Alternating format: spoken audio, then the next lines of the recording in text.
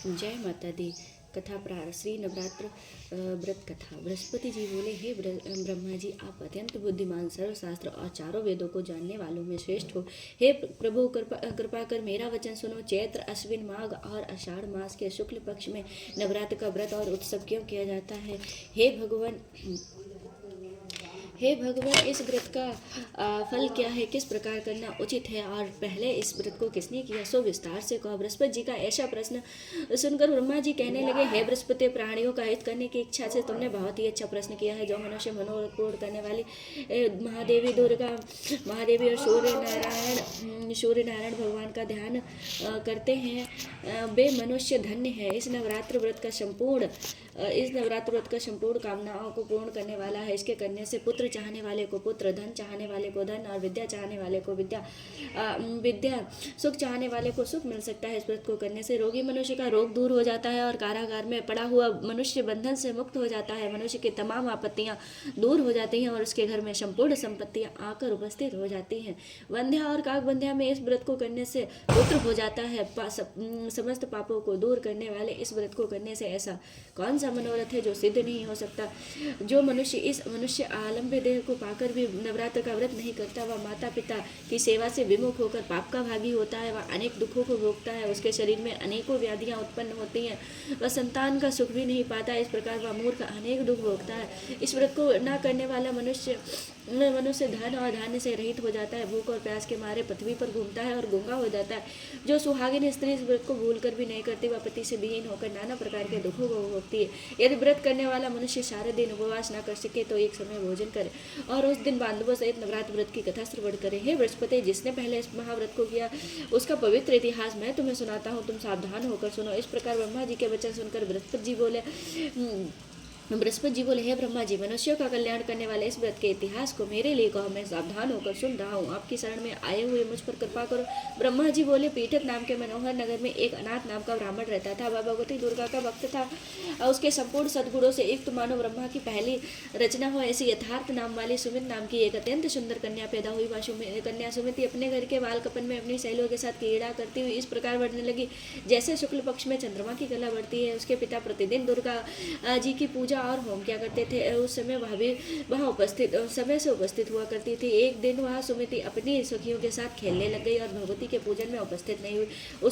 उसके पिता को पुत्री की ऐसी असावधानी देखकर क्रोध आया और पुत्री से कहने लगा, हे पुत्री, आज प्रभात में तुमने भगवती दुर्गा का पूजन नहीं किया, इस कारण मैं किसी कुष्ठी और दरिद्री मनुष्य के साथ तेरा विवाह करूंगा। इस प्रकार कुपित पिता के वचन सुनकर सुमिति को बड़ा दुख हुआ और अपने पिता से कहने लगी, हे पिताजी, मैं आपकी कन्या हूँ, मैं सब तरीके से आपके अधीन हूँ। जैसी आपकी इच्छा हो वैसा ही करो। रोगी, कुष्ठी अथवा और किसी के साथ जैसी तुम्हारी इच्छा हो मेरा विवाह कर सकते हो। वही होगा जो मेरे भाग्य में लिखा है। मेरा तो इस पर पूर्ण विश्वास है। मनुष्य ना जाने कितने मनोरथों का चिंतन करता है, पर होता वही है जो भाग्य में विधाता ने लिखा होता है। जो जैसा करता है उसको फल भी उसी कर्म के अनुसार मिलता है, क्योंकि कर्म करना मनुष्य के अधीन है, पर फल देव के अधीन है। जैसे अग्नि में पड़े हुए तृणादि उसको अधिक प्रदीप्त कर देते हैं, उसी तरह अपनी कन्या के ऐसे निर्भयता से कहे हुए वचन सुनकर ब्राह्मण को और अधिक क्रोध आया। तब उसने अपनी कन्या का विवाह एक कुश्ती से कर दिया और अत्यंत क्रुद्ध होकर पुत्री से कहने लगा, जाओ जाओ, जल्दी जाओ, अपने कर्म का फल भोगो, देखें केवल भाग्य भरोसे रहकर क्या करती हो। इस प्रकार पिता के कहे हुए कटु वचनों को सुनकर सुमिति अपने मन में विचार करने लगी, यह मेरा बड़ा दुर्भाग्य है जिससे मुझे ऐसा पति मिला। इस प्रकार अपने दुख का विचार करती हुई वह सुमिति अपने पति के साथ वन को चली गई और भयावने कोषायुक्त उस स्थान पर वह रात बड़े कष्ट से व्यतीत की।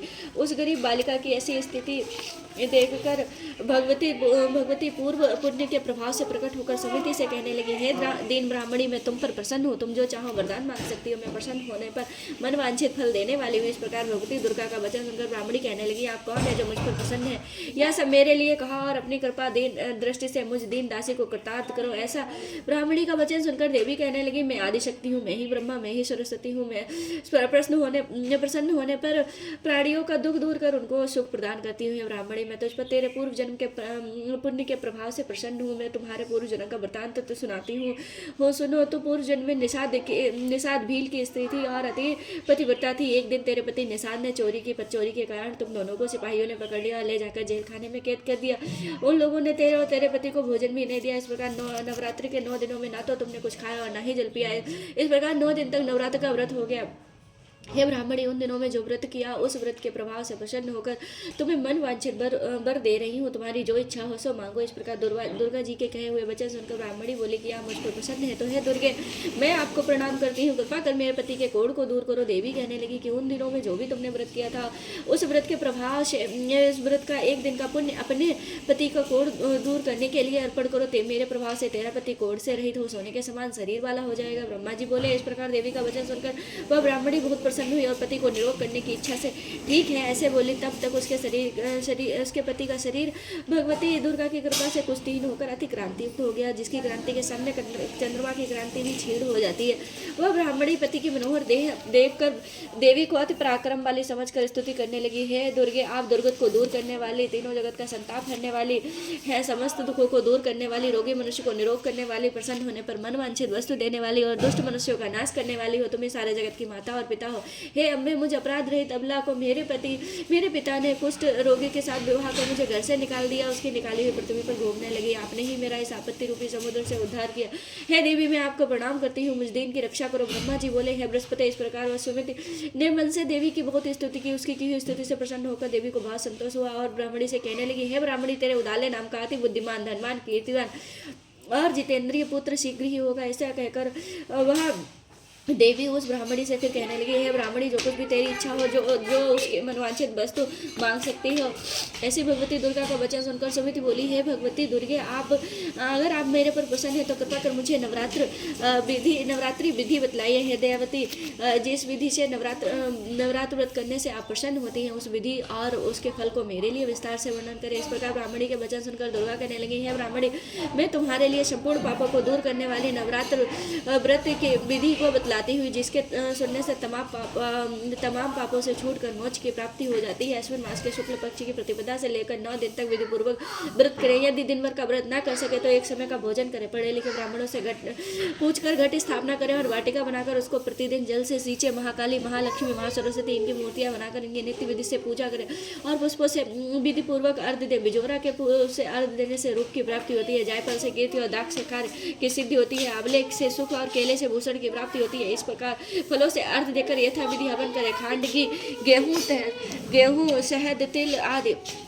बिंब, नारियल, दाग, कदम, इन सबसे हवन करें और गेहूं से होम करने से लक्ष्मी की प्राप्ति होती है। गेहूं से हवन करने से लक्ष्मी की प्राप्ति होती है। खीर व चंपा के पुष्पों से धन और पत्तों से तेज सुख की प्राप्ति होती है। आंवले से कीर्ति और केले से पुत्र की प्राप्ति होती है। कमल से राज सम्मान और दाखों से सुख संपत्ति की प्राप्ति होती है। खांडगी, नारियल, जौ, शहद और तिल, इनसे तथा फलों से होम करने से मनवांछित वस्तु की प्राप्ति होती है। व्रत करने वाला मनुष्य इस विधान से होम कर आचार्य को अति नम्रता के साथ प्रणाम करे और यज्ञ सिद्धि के लिए उसे दक्षिणा दे। इस प्रकार इस महाव्रत को पहले बताई हुई विधि के अनुसार जो कोई करता है उसके सब मनोरथ सिद्ध हो जाते हैं। उसमें तनिक भी संशय नहीं है। 9 दिनों में जो कुछ भी दान दिया जाता है उसका करोड़ों गुना मिलता है। इस नवरात्र व्रत करने से अश्वमेध यज्ञ का फल मिलता है। ब्राह्मणी, इस संपूर्ण कामनाओं को पूर्ण करने वाले उत्तम व्रत को तीर्थ, मंदिर अथवा घर में ही विधि के अनुसार करें। ब्रह्मा जी बोले, हे बृहस्पति, इस प्रकार ब्राह्मणी को व्रत की विधि बतलाकर और फल बताकर देवी अंतर ध्यान हो गई। जो मनुष्य या स्त्री इस व्रत को भक्ति पूर्वक करता है वह इस लोक में सुख भोग कर अंत में दुर्लभ मोक्ष को प्राप्त होता है। हे बृहस्पति, इस दुर्लभ व्रत का महत्व मैंने तुम्हारे लिए बतलाया है। सब ब्रह्मा जी के वचन सुनकर बृहस्पति जी आनंद के कारण रोमांचित हो गया। ब्रह्मा जी से कहने लगे, हे ब्रह्मा जी, आपने मुझ पर अति कृपा की जो अमृत के समान इस नवरात्र व्रत का महत्व सुनाया। हे प्रभु, आपके बिना और कौन इस महत्व को सुना सकता था। हे बृहस्पति जी, ऐसे बृहस्पति जी के वचन सुनकर ब्रह्मा जी बोले, हे बृहस्पति, तुमने सब प्राणियों का हित करने वाले इस अलौकिक व्रत को पूछा, इसलिए तुम धन्य हो। यह भगवती शक्ति संपूर्ण लोकों का पालन करने वाली इस महादेवी के प्रभाव को कौन जान सकता है। बोलो दुर्गा माँ की जय।